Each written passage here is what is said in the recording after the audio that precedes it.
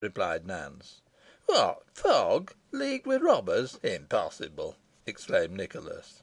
"Nay, it's na so unpossible as aw that," returned Nance. "Yo'n stare when ey tell yo he's robbed yo many a time without your being aware of it. Yo were unwise enough to send him round to your friends to borrow money for you." "True, so I was; but luckily no one would lend me any," said Nicholas.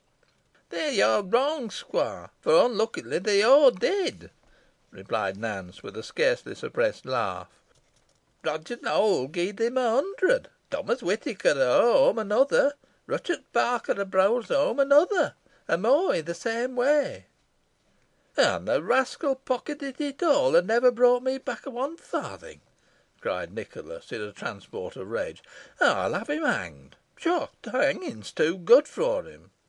To deceive me, his friend, his benefactor, his patron, in such a manner to dwell in my house, eat at my table, drink my wine, wear my habiliments, ride my horses, hunt with my hounds.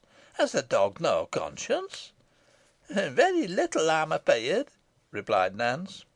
"And the worst of it is," continued the squire, new lights breaking upon him, "I shall be liable for all the sums he's received. He was my confidential agent, and the lenders will come upon me.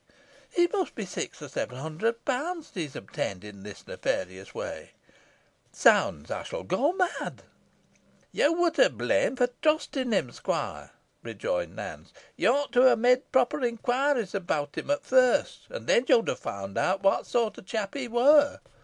But now I tell you, Lawrence Fogg is chief of a band of robbers, and all the black and villainous deeds done of late in this place have been perpetrated by his men. A poor gentleman was murdered by him in this very spot week afore last, and his body cast into the river. Fogg, of course, had no hunting foul deed, but he would not have interfered to prevent it if he had been here, for he never scrupled shedding blood; and if he had been content with robbing you, squire, I would not have betrayed him. But when he proposed to cut your throttle, because, as he said, dead men tell no tales, I could hold out no longer, and resolved to give you warning." "What a monstrous and unheard of villain!" cried the squire. "But is he one of the ambuscade?" Nance replied in the affirmative.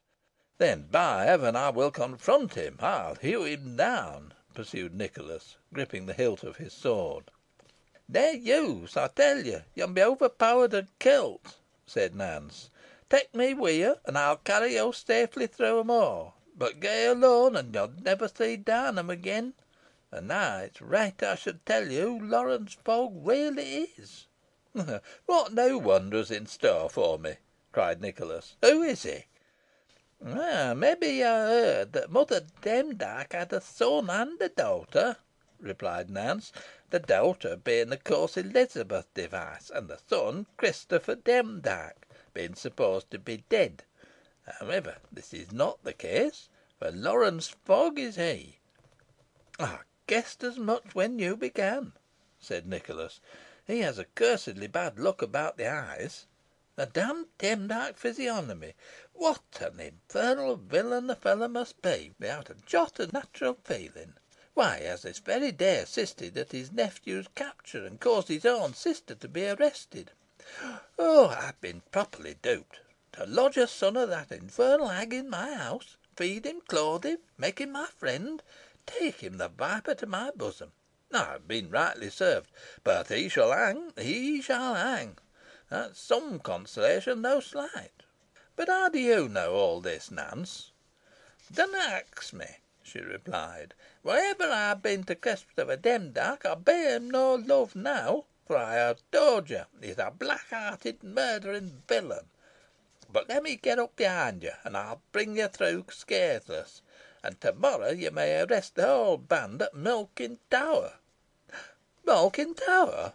exclaimed the squire, in fresh surprise. "What, have these robbers taken up their quarter there?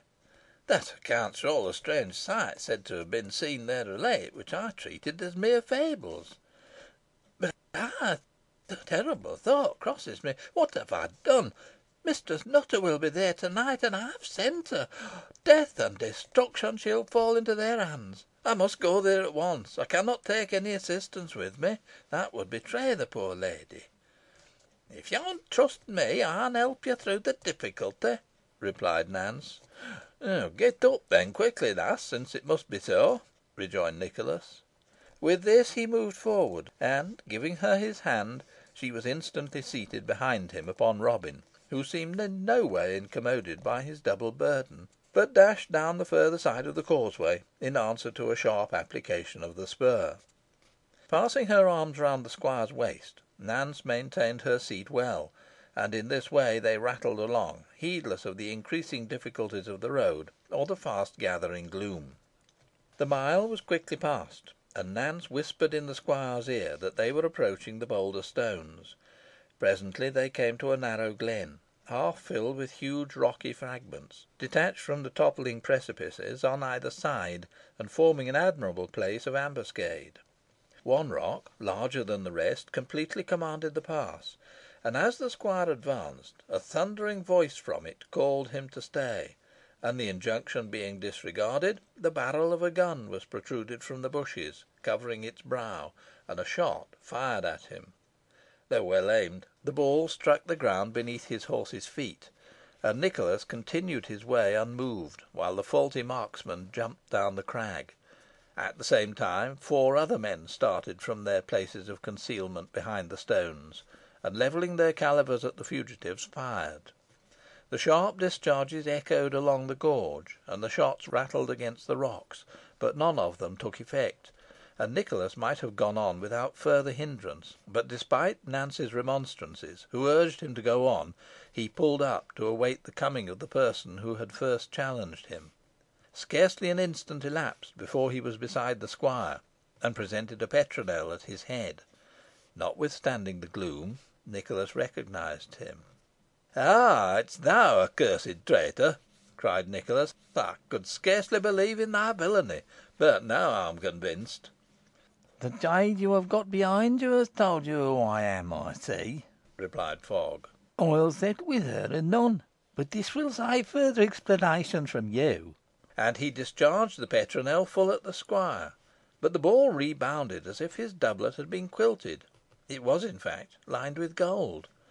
On seeing the squire unhurt, the robber captain uttered an exclamation of rage and astonishment. "You are mistaken, you see, perfidious villain," cried Nicholas. "You have yet to render an account of all the wrongs you have done me, but meantime you shall not pass unpunished." As he spoke, he snatched the petronel from Fogg, and with the butt end dealt him a tremendous blow on the head, felling to the ground.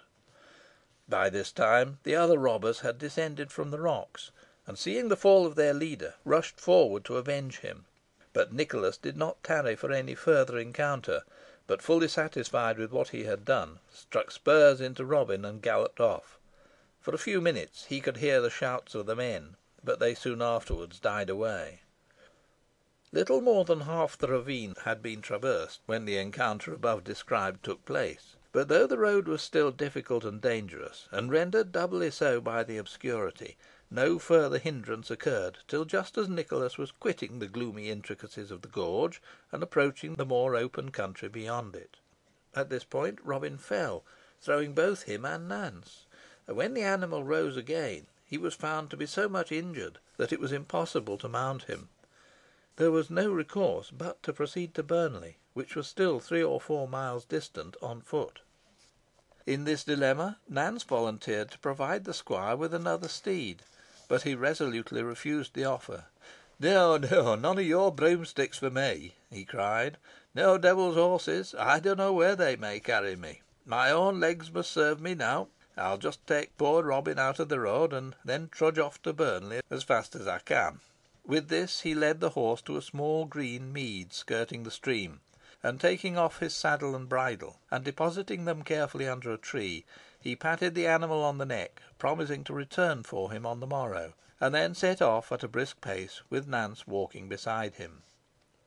They had not gone far, however, when the clattering of hoofs was heard behind them, and it was evident that several horsemen were rapidly approaching.